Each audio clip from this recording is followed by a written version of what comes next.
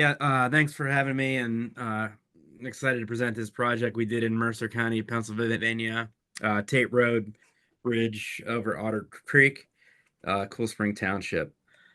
Just a little bit about us. My name is Tony Ghioldi. We're located in West Middlesex, Pennsylvania, kind of the northwestern side of the state.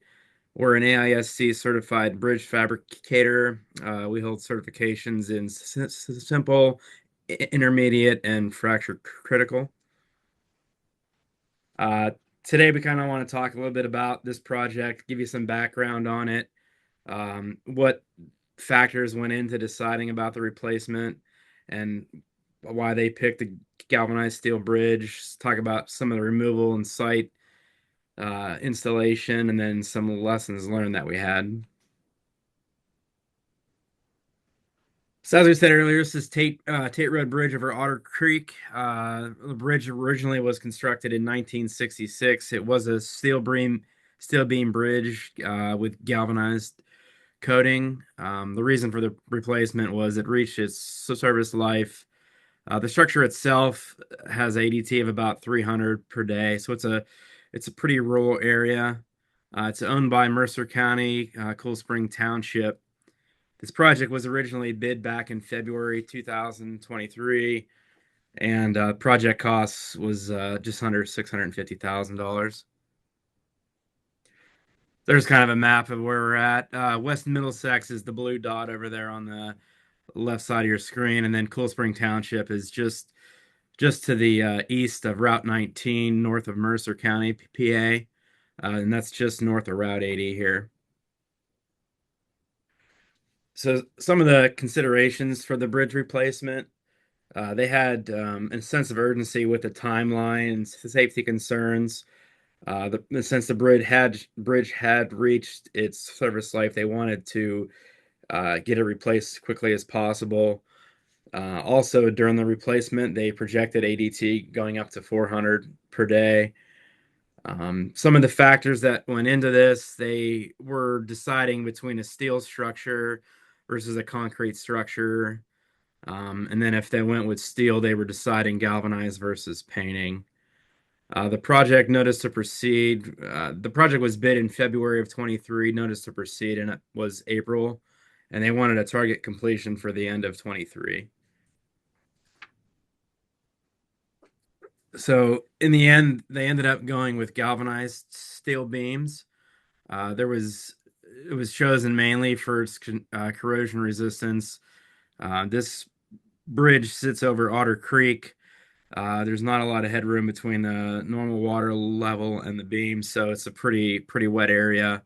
Um, their other reasoning for going to galvanized steel beams was the uh, quick de quick delivery and cost-effective replacement.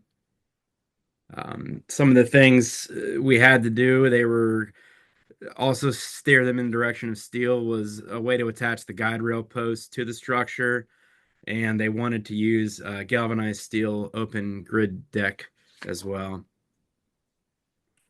So the project team, again, the owner was Mercer County, Pennsylvania. The design engineer on this one was HRG, located in Cranberry Township, Pennsylvania. The general contractor was Horizon Construction. We were the fabricator, and then V&S Galvanizing in Lebanon, PA, was the galvanizer. So here's a pr proposed project layout. So this was about an 80-foot clear span structure, um, and two-lane road, and you see it's over Otter Creek there. And you see the headroom above the bottom of the creek is actually there's not much room there, so it does stay pretty wet. Here's a section view of the structure. So they were going the conceptual design was an 8 girder system with steel diaphragms, 5-inch open grid deck, and then guide rail connections along the fascia girders. So this ended up being our framing plan for the structure. So we had 8 girder lines. We had about 65 diaphragms. Fascia girders were bolted to the guide rail posts were bolted to the fascia girders, and you can see the spacing there, 6'3", whereas the intermediate diaphragm spacing. So in the section view, I'm just kind of showing here the final design of the guide rail post and the cross section there. They used W. These beams were W36 at 150 pounds a foot, and they ended up being 84 foot long.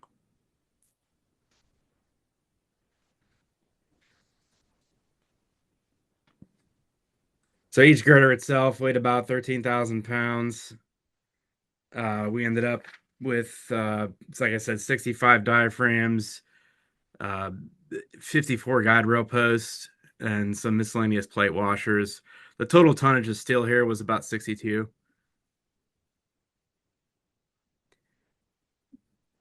So one of the issues that came into play during the design phase and working with V&S galvanizing was due to the length of the girders. There was no field splices in these, so it was a single length girder. The guide rail posts in the conceptual design by HRG were to be shop welded prior to galvanizing. That's the detail you'll see that's shown over here on the left hand side. Through working with V&S and the design team, there were some length restrictions and height based on how they had to galvanize these. So it was decided to be able to bolt the guide rail post onto the fascia. So working with HRG, the township, um, and V&S, we came up with this design for this bolted guide rail post, which made it a lot easier for galvanizing and made it easier to erect in the field, since you were only setting the beams and you didn't have this mass hanging off the side.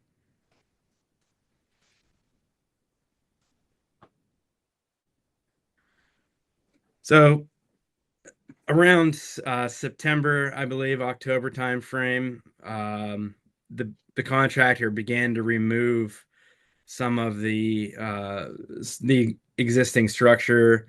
So the old grid deck, the old guide rail, and then they started to compile all these beams over with using excavators. They put the beams next to each other so that way they can drive across it while they were doing their construction with the machines, and then two, as they were picking these off with the crane, they could be removed easily. So the design of this was not to replace the abutments. They were using existing abutments, and they core drilled in new anchor bolts for the new beams.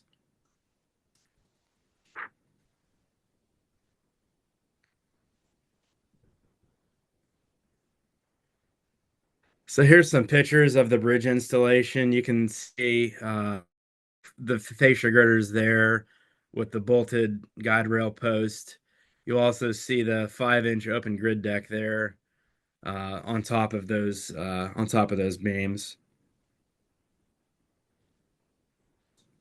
Here's some shots from underneath the structure, showing all of the diaphragms.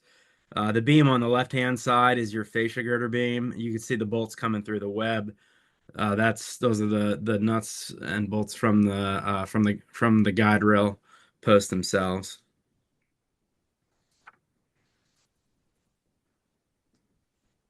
And there's just some more pictures of the underside. You can see the clearance is very low. So when they do get a lot of water here, in fact, you can see in the background that the abutment almost looks wet um, from a very recent rain. And then here's some shots of this would be the end diaphragms at the abutment, as well as seeing the 5-inch open grid deck on top. The guide rail posts here are installed. Part of the design was to try to get as many bolts in. They wanted to have as much. We ended up doing 8 1-inch bolts through the web, the beam, to try to get the strength instead of having them welded on.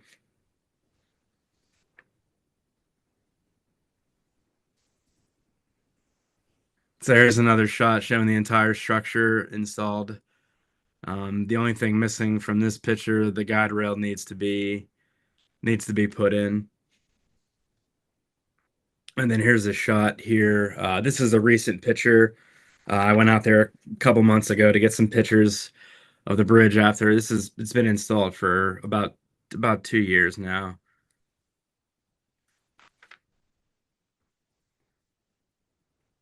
And here you can see a section of the roadway here.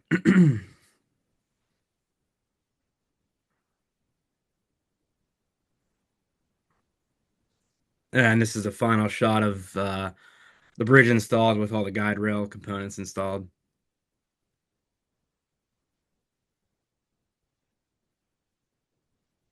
So some of the lessons learned that we had on this one, being that these beams were so long and so deep, we wanted to have an open dialogue with the project team in the beginning as we worked with the galvanizer right off the bat when we were doing the design work of how these guide rail posts were going to affect their ability to dip these beams in a single piece versus having to add a field splice, which was not desired by the county or the township. We worked with Alek at VNS to try to come up with a way to make sure that it would work. So one of the lessons that we learned is, again, getting the galvanizer or the coder involved as early as possible when you're in some of these situations with the double dip beams and very deep sections helps out. The other thing was to ensure we were able to have good drain and vent holes um, on the clip, on the web stiffeners, all the diaphragm connections, to make sure that they were able to have the zinc run out and run through to make sure we had a good coating on all surfaces. So I guess, hey Alec, I'll turn it over to you to kind of talk about why galvanizing and some Yep. of your concepts. I'll advance the slides. Just let me know. Okay. So thanks, Tony. Alek Novatnak. I'm with VNS Galvanizing, the Northeast Sales Manager here with VNS. We're predominantly based here, mostly in the Northeast, with 9 facilities. Um, Ready to go, Tony. Next slide. So just talk a little bit about hot dip galvanizing. We'll talk about the long-lasting corrosion protection. With galvanizing, you get 3 levels of corrosion protection. You get barrier protection, cathodic protection, and the zinc patina. Um, as long as the barrier is intact, the steel is protected and corrosion will not occur. So that's the one main thing with hot dip galvanizing. It actually metallurgically bonds to the steel. If that steel is breached, the corrosion will begin. Um, and then also to if depending on different coating systems, well, one thing with hot dip galvanizing, what it provides, it has no pinholes and it's not susceptible to penetration by the elements, causing corrosion on the underfilm.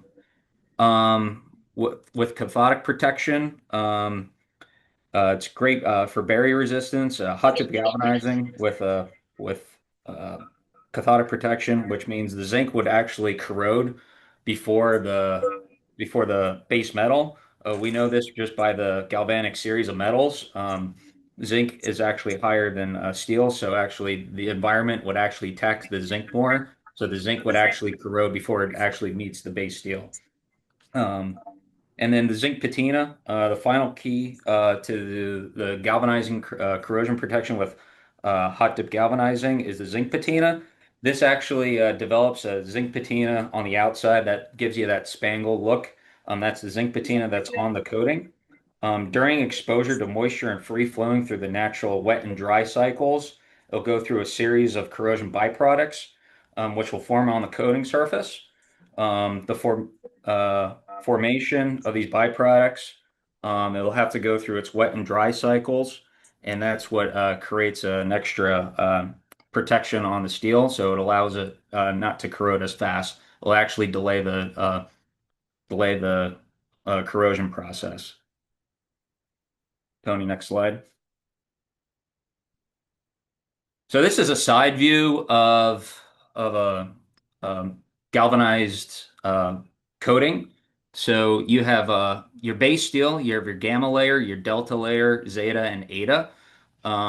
If you see on the side view here, the galvanizing coating, the durability is really, really strong. Um, so the gamma, delta, zeta, and eta layer is actually stronger what the base steel is. So when the material is dipped, compared to other coating systems out there, this actually metallurgically bonds with the steel and becomes one with the steel. The bond strength roughly is around 3,600 psi. So when the material leaves our facility, when it goes out to the job sites, it could get banged around.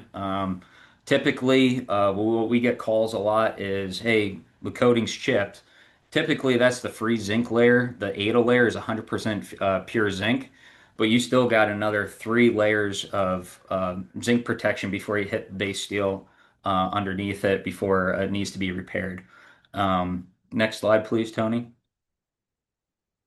So the one thing with hot dip galvanizing, it has the same thickness on the edges and the corners, and and also on the perpendicular surface, so you get an even coating thickness throughout.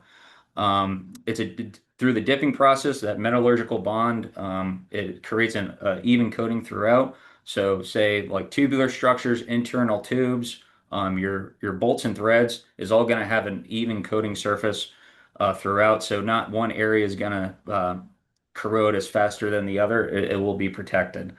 And next slide, Tony, please. Longevity in the atmosphere, a lot of that depends on the environment that the product is in. It depends on temperature, relative humidity, rainfall, also salts. It could with this Tait bridge. It depends on the salt water content and byproducts that are in the water that actually could affect the coating. With hot dip galvanizing, that having a longevity with that could make your coating last a lot longer. Um, and then actually the AGA has a zinc life predicted coating predictor, which I'll present on the next slide, which that talks about different atmospheres and how long the coating will last. It's just a rough estimate. And then they also have a calculator that could give you more of a detailed idea of how long a coating will last. Next slide, Tony, please. So time to first maintenance. So this is time to first maintenance chart is defined by 5% rusting. Um, so we have different atmospheres here. We have royal, suburban, temperature marine, tropical marine, and industrial.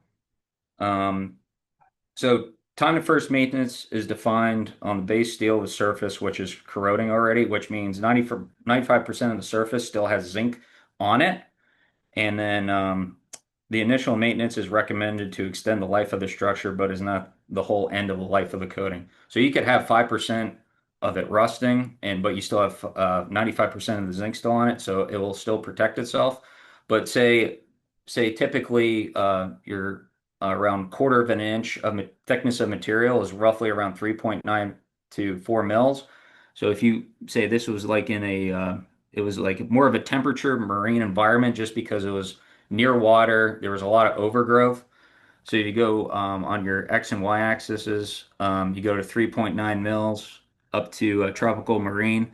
It'll roughly last you about 65 years of corrosion protection, which the galvanized beams were before, until time to first maintenance, which we saw in the pictures earlier. They were galvanized beams before, but there was some rusting going on. It looks like the township really didn't take care of the bridge all that much before to add uh, paints on it or keep it up to date or clean the bridge. So that's why the bridge actually corroded a lot faster than what it was expected. So if you ever want to get on the AGA's website to find the first time maintenance project, depending on the projects that you're working out there, that could give you a rough idea of how long your product will last out in the field. Next slide, Tony.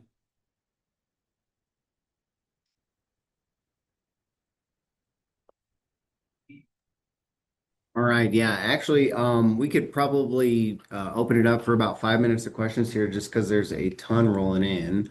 Mostly for Tony and Alec right now.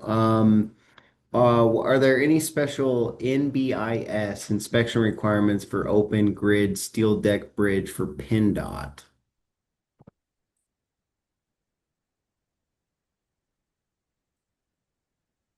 Tony, you might be on mute. I think Tony's muted.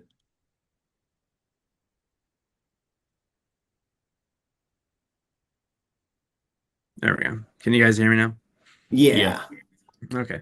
Yeah, sorry. I can check into that and get back to you. I'm not aware of it, but I'm not on the bridge inspections side of things. Okay. Was there any topping of the Tate Road Bridge due to flooding? That was one thing that we did notice when we went out there, and even till today, even going out to see the structure. I believe with the creek being so shallow or so close to the bottom of the bridge, when they do get a storm surge and the water comes through, there is debris that is left on the bottom flanges of these beams. So that's something that Alec and I were talking about. Keeping those beams clean is allowing that structure to go through its wet and dry cycle, which is important for the longevity of the coating. And maybe Alec, you can talk a little bit more about that. I mean, you kind of did in your presentation there. Yeah. The importance of it is just to keep it clean. When you have a lot of overgrowth and stuff, it kind of keep it. It becomes more of like a tropical environment. It doesn't allow the zinc to breathe. And over time, when the material gets out in the field, you want the material to breathe and want it to go through its wet and dry cycles. So let the byproducts to allow that zinc patina to form on the steel, on the galvanized steel. That would give you actually additional corrosion protection. So yeah, the more airflow that you have, the better. Yep. All right. We had a lot of grid deck questions. How is the grid deck attached to the stringers? So the gridge deck itself, it comes out in panels. They're typically in this particular instance, since there's no skew on this one, they were rectangular panels, uh, width of the deck by maybe 10 foot long as you're running down the road. So the deck's attached by welding the bottom. There's a member on the bottom of the grid deck to the actual top flange of the bridge, and then you would do a touch-up galvanizing repair at your field weldings. Uh, let's see. You could probably do a couple more here, and then we'll be moving on. What was the performance level of the guardrail design in detail? Not sure if that. Probably like a crash test rating. I can't remember what level it is. It's a very heavy post. So those were 8 at 24s. They were on 3 foot 1.5 center. So it's I don't know the exact crash test rating. I'm looking through the contract plans right now to see if they listed anything. Um, if And and then Go ahead. Oh yeah, let's see. I was just gonna move on to a couple other ones before we kick it over to Brian here. Why was it the steel grate grading? Why was open steel grading used? Was that to help out with the galvanizing too, to like free flowing, venting, draining, that sort of thing? It's a fairly common thing used in Pennsylvania on rural roads. The cost, it's I believe it's more cost effective than a concrete deck. You don't have the maintenance that you have with um, spalling or epoxy overlays or whatnot on the actual road surface itself. So that type of grading is pretty regularly used in this kind of structure in the state of Pennsylvania. And I And do then not have the crash test rating of that railing. I will find that out and I can pass it along. and then a couple of let's see, where the beams pre-drilled and what, hole size for the bolts, were the Mhm. guide rail post shop bolted or field bolted? So all the bolting itself was done in the field at the assembly by the contractor. All of the holes were done prior to galvanizing here at our shop. So the diaphragm to connection plate are a 7/8 bolt, and those typically have a 15/16 hole. And then the guide rail itself were bolted on with 1 inch bolts with an inch and an eighth hole. And there's eight bolts per guide rail post to connect it to the actual dive to the fascia girders, and those were also field installed. Let's see. You might have already kind of touched a couple of these, just the grid decking attached to the girders, and then how was the deck fastened to the beams? Yeah, again, so the grid deck itself comes out in like 10-foot wide panels by the width of the structure, and they're put down and then they're field welded to the top flange of the beam. And then there's a galvanizing repair that is done at that field welded connection. Gotcha. Okay, great. Let's see. I can just comment on painting over galvanizing. Obviously, it's a called a duplex system, paint or powder coat over galvanized steel. The AGA actually offers a full 1 hour seminar on it. It's on demand on our website, or I can send out a link in the chat. I'll do that as well. Let's see. Let's do one more and then we'll kick it over. Do you know the bridge load rating with the steel grading deck? Yeah, this was rated. Uh, it's a live load of HL 93. Channel 93. All right, perfect. All right, let's go ahead and move on. Tony, Alec, if you want to stick around, get to any questions that anybody has, just please use the Q&A. Brian, thank you so much for joining us today. State Bridge Engineer, Missouri DOT. He's going to be doing some presentation on Simple for Dead and Continuous for Live designs fixing access to rural Missouri, the Farm Bridge Project. The floor is yours, Brian. Okay, thank you, Jeff. You can see my screen, I guess. Yes, we can. Okay, great. I want to thank the Short Span Steel Bridge Alliance and the American Galvanizers Association for this opportunity to talk to you today about our Farm Bridge project. And I'll go ahead and get started. My topics today are going to give you a little background as to how we got to where we got the Farm Bridge project, talk about our bridge inventory and our history and use of design build, and why do we do bridge bundling. And then we'll talk about the specifics to the fixing access to rural Missouri. We call it the Farm Bridge, and you'll see why when I show the map. And then since then, we've been doing additional Simple for Dead, Continuous for Live projects, and then we'll go on to about what's next. So starting off here, I just want to show you the National Bridge Inventory Submittal from 2025. Missouri has 10,427 bridges on the state system. And if you look at the bottom left there, that's the poor condition bridges. And so they're distributed throughout the state. And in the insets there are our urban areas, St. Louis, Kansas City, Springfield, Columbia, St. Louis, and so on. But if you look at the chart there, the number of poor bridges, we've been doing pretty good over the last 6 years of reducing the number of poor bridges. So 752 out of 10,000 is about 7.5% poor. So we're doing well there. And the reason I bring this up is it's also been helped by our use of bridge bundling.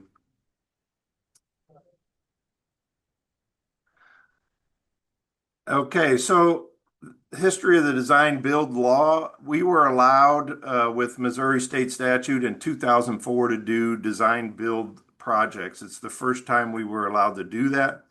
And we were given authority to do three projects. And so I put the little logos there for the three projects that we did. The new I-64 was 12 miles of interstate in urban St. Louis.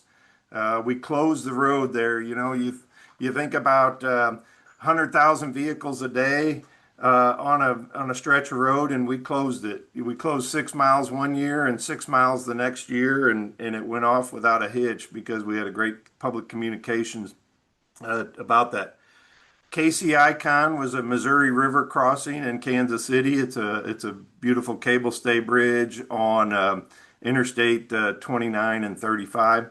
And then the Safe and Sound Bridge program was our first bridge bundling. And there we repaired or replaced 802 bridges, and the design build portion of that was for 554 bridges. Since those projects went well, the legislature expanded the usage of design build in 2012, and they limited it to 2% of the number of STIP projects per fiscal year. STIP is our statewide transportation improvement program, and we do about 300 projects a year. So 2% of that will give you about six, but we probably do about three design build projects a year. The legislature made it a two-phase procurement thing. And so what we do is first off, request for qualifications of contractor design teams. And if we get more than five, we have to shortlist that to five, and then we request proposals from those teams. So over the last 20 plus years, as I said, it started in 2004, we've awarded 31 design build contracts worth over 4.7 billion. We have 9 under contract and in procurement right now worth 2.5 billion. 8 design build bridge bundles that improved over 700 bridges. As I said, the first one, the 700 or the 554 were in the Safe and Sound bridge bundle. And we estimate that the fixed price best value approach has helped us realize an additional 35 bridges improved. So we use design build on primarily 3 project types. Of those 31, 12 of them were corridors. 8 of them were major bridges. And when I say major bridges, we're talking Missouri River crossing, Mississippi River crossings, and those types of things. We have 8 bridge bundles, as I already mentioned. And then other 3 projects were other, which are interchange or safety improvements and those types of things. So what do we see as the benefits of bridge bundling? As I already mentioned, we think we get a maximized scope for a fixed budget, control the design cost. For our consultant partners out there, we love you, but it seems that the contractors have a way to put the squeeze on the designers more so than we do. Promote innovation. And that's probably why I was invited here today to talk about the Simple for Dead, Continuous for Live. On the Farm Bridge project, we had 3 proposers. One proposer chose to do mostly steel girders. One proposer chose to do mostly concrete girders, and then the other one was a mix of steel and concrete. But the winning proposer, because they chose to use the Simple for Dead, Continuous for Live concept, they were able to do 1 additional bridge. And then lastly, the speed of delivery of the project. And so I got the logos of the 8 design build bridge bundles there, as I already mentioned, the Safe and Sound. Columbia I-70, this was interstate bridges in Columbia, Missouri. The innovation there was the contractor chose to slide bridges in. They built them offline, slid them into place. The project bridge build, I-44 bridge rebuild. Some innovation that we got here, and we heard from Joel last Thursday, was buried bridges. There's a couple bridges that were plate arch bridges under the interstate for local roads that went under the interstate. I think we had two buried bridges there. The Boot Heel Bridge bundle was a bunch of them in the southeast part of the state. And the I-44 was also in southwest Missouri. That was so successful on the first one, they did another. And then Northwest Bridge Bundle, I'll talk about a little bit later as well. And Casinger was just recently awarded earlier this year, another one in the southwest part of the state. So we're going to talk specifically about the Farm Bridge program. And, you know, you got to have a catchy acronym when you apply for a federal grant. And so FARM is Fixing Access to Rural Missouri. We identified 41 bridges in northern Missouri. You see the map there showing where those locations are. These are our most rural counties in the state. Probably the most populated area is St. Joseph, which is right here on the Missouri River. The criteria that we used to select these bridges were that they were in poor condition. Again, we're using bridge bundles to reduce the number of poor condition bridges on our system. They were all weight restricted. They were one lane bridge, but carry two-way traffic. So these are rural roads and timber piles. We still have a number of bridges with timber piles. So that was the criteria you used to select them. Here's just a representative sample of some of those. You know, you can see the timber piles on the intermediate bents and timber cross frames. The one there in the middle, you'd think it was a timber deck, but no, it's just holding up the deck. You can see on the one in the bottom left, a plate over a bad deck. Here in the bottom right, you see, you know, striped for one lane with two-way traffic. So this is kind of the representative little stream crossings in rural Missouri that are in poor condition. So, as I said, we had three proposers. The best value proposal was produced by Lehman Construction Company, and Wilson and Company was the designer on that job. They replaced 31 structures. 25 of them used the Simple for Dead, Continuous for Live. 3 of them were just single span bridges, and then 3 of them were reinforced concrete box culverts. We wanted low maintenance steel structures that allow for future redeck and rehabilitation. And the galvanizing came in kind of as we just wanted painted structures. This project was 2021, 2022, and 2020. Yeah, 2020 through 2022. So 3 years to do these 31 bridges. There was some supply issues and with paint during that time, during the COVID stuff. And so the contractor chose to probably in talks with DeLong's, who was the fabricator, and I know Gary's on. He might be able to talk about this more than I. But they chose to galvanize because they couldn't get the paint. And so we thought that was a better solution, and we were all on board for that. And so we got galvanized beams here. This proposer was able to do an extra 2,300 square feet of bridge deck replaced, and they had, you know, they chose the bridges that had the highest ADT, so their average was higher than the others. So all in all, we thought we got a really great thing. And this was our first use of the Simple for Dead, Continuous for Live procedure. So what is Simple for Dead, Continuous for Live? It's basically taking multi-span bridges using simple wide flange beams made continuous, like we've been doing with that other material for a number of years. This was the first use in Missouri of this technology. It was developed in Nebraska by Dr. Aziz Namini, and Nebraska and some other states have used this as well. But basically, you take simple beams, you set them on the abutments and the intermediate bents, cast the diaphragm continuous, and put a deck on it, and it's good to go. All the multi-span bridges on this project were three-span structures with 24-foot wide roadway, four beam lines at 7'2" with 2'7" overhangs. Next slide here. So here's some little screen grabs of the details there.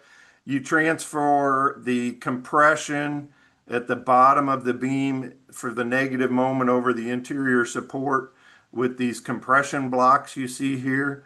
Basically steel blocks welded. You've got an end plate on these wide flange shapes.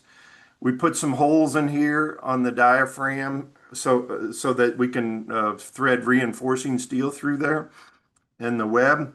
And then on the indents, we also had Nelson studs, 3/4 inch Nelson studs on the indents. So here you can see we allow stay in place forms in Missouri, corrugated stay in place forms. So this is looking at the intermediate bent. You got some bars coming out of the beam cap. You're going to have bars going through those holes in the webs there. And we'll go to the next slide. Here you can see our details have you filling the diaphragm about half full, so you're getting the compression before you do the full concrete deck. And on the early ones, you see this little plate in here as a bond breaker. I don't think we've used that on all the ones going forward, but that was something that they thought that the designer thought they needed to have in there. We just heard from Tony and Alek, the importance of the AISC fabrication. And so why use SDCL? Well, you only have to be a simple certified AISC bridge fabricator to make these beams. It eliminates the use of traditional field splices. The simple details make it competitive. And as you saw in the pictures there, shallow superstructures, no grade raises. So these were rural roads over streams, and sometimes as the other presentation there, the stream was pretty close to the water. So if you want to make the hydraulic opening bigger, you use a shallower superstructure. And then lighter beam weights. And so you look over here on the right, the typical thing there, a W18 by 158, and you go, wow, that's a pretty heavy beam as far as pounds per foot. But at 60 feet, it's only, 19.7 inches deep, and the beam weighs less than 10,000 pounds. If we were to use our standard pre-stressed concrete girder for a 60-foot span, it'd be a 39-inch deep beam, and it'd weigh almost 24,000 pounds. So the advantage to the contractor here is perhaps needing lighter equipment. You can place these maybe even with a track hoe or something like that, instead of getting a big old crane out there to place heavier pre-stress. But again, the vertical clearance is an issue because we didn't want to buy right away and all of that stuff for these bridges. So how do you build one of these? Well, you start off with the contractor was pretty innovative here and using the old beams from the bridge that they demolished as a template to drive the pile. So this is the indent of one of them, laying out the pile for the indent. Drive the pile, put yourself a little platform there, concrete pad for your leveling pad for your indent. Start forming up the indent. Do the same for the intermediate bents. You'll notice that those piles are galvanized. About 5 years ago, we started galvanizing any pile that we put in the ground until below the scour depth. You can add a stick of black pile, but anything that's above the scour depth needs to be galvanized. And so I'll call your attention here to the little channel on the indent here, the channels that are welded onto the piles. That's for the beam to sit on as well. So let's go to the next slide. So the intermediate bents are done here. They're taking the formwork off. You see they got a track hole back there, the indents, they got riprap and so on the indent. Setting some girders here. You can see a simple thing here, 4 girder lines, 2 diaphragms per span there. I think Jeff used this picture on one of the slides last week on Tuesday. But here they're setting the girders. They're easy to set. They're simple spans. You don't have to have 2 cranes to hold up 2 different sections to do a splice out in the middle of a span or something like that. So they just set them down and get the next one. Here's the details. This is a different one than the other picture there, but here's all the girders set for a bridge. And you can see here they even just set the girders on the piles before they even made the indent. The channel is sitting there for the girder to sit on, and then they cast the whole indent around there. So I just show these details on the side of the slide there. And just like I showed on the first picture, you fill up the diaphragm about half full before you pour the slab. And that's what they're doing here on this indent. Cast the deck through the whole thing. And they did this operation in the summer, and they did heated, as Brian talked about on Tuesday, heating. Some of these they were working on through the later winter months, November and December, and they did have some situations where they had to heat the concrete casting. We use single slope. We call it a type D barrier, but it's a single slope 42-inch barrier curb. So you cast the barrier curb and you got a nice bridge there. Here are some completed ones. What you see here is a fiberglass drain, 4x8 rectangular drains, 24-foot wide roadway. These are in rural areas of the state, which I think the highest traffic count on any of these was like 1,100 ADT, and some of them were as low as a couple hundred ADT. But they're a fairly nice looking bridge that's galvanized, continuous deck, so no joints. I think these bridges will be around for at least 75 to 100 years with probably little work at all. One thing that's concerning when you're using such shallow beams is the overhang. If you use these typical cantilever brackets, which is such a shallow beam, you will have twisting in the exterior girder, or you have to brace for that. So any of the beams that were 18 inches or shallower, the contractor chose to use a needle beam system here, where they're working off of the first interior girder and the exterior girder to take that cantilever load. And so it was a little bit more form work than what they would normally do on a much deeper girder, but they made that work pretty easily. So what have we done since then? Well, the Northwest Bridge Bundle was repair or replace up to 30 bridges, and the same contractor, well, I say the same contractor, that Lehman Brothers or Lehman Construction, they got bought by a different company, but that the staff that was with Lehman is now with Capital, and they won this job as well using the same technology, simple for dead, continuous for live. And so the Northwest Bridge Bundle, we've got 24 repairs here. 9 of them were superstructure replacements, and 15 of them were full bridge replacements. And I think Brian, if I recall correctly, on Tuesday he called it a waffle slab. We call it a U-beam bridge or whatever.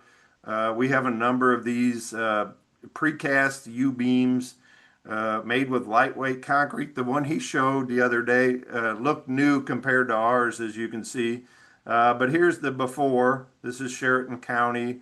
The before, the profile view and the underside view. And this was a superstructure replacement. We reused the intermediate vents and the end vents in place. And you got the simple for dead, continuous for live, galvanized structures with the FRP drain tubes and so on. Nice cantilever overhangs as well. So we're doing this on additional design build bridge bundles. And what have we done since then? We've done 14 SDCL replacements and 1 superstructure replacement by the design bid build since September of 2023. And currently 2 more are in future lettings. So these are just some of the nice ones that we've had in our traditional design bid build procurement methodology. You'll notice this one here has galvanized pipe pile. This is in an area where we probably had to use friction pile instead of bearing pile. So a couple nice looking bridges there. So what's next? We're going to continue to use the Simple for Dead continuous to live where it makes sense. We're going to add a section to our engineering policy guide for that use, and we're working with one of our consultant partners to develop the language and stuff for our engineering policy guide. If you haven't checked it out, we've been told by many that our engineering policy guide is one of the best in the nation. It's epg.modot.org. And so I got a screen grab of the front page there. All the bridge stuff is in section 700 there. So I think with that, I'm wrapping up.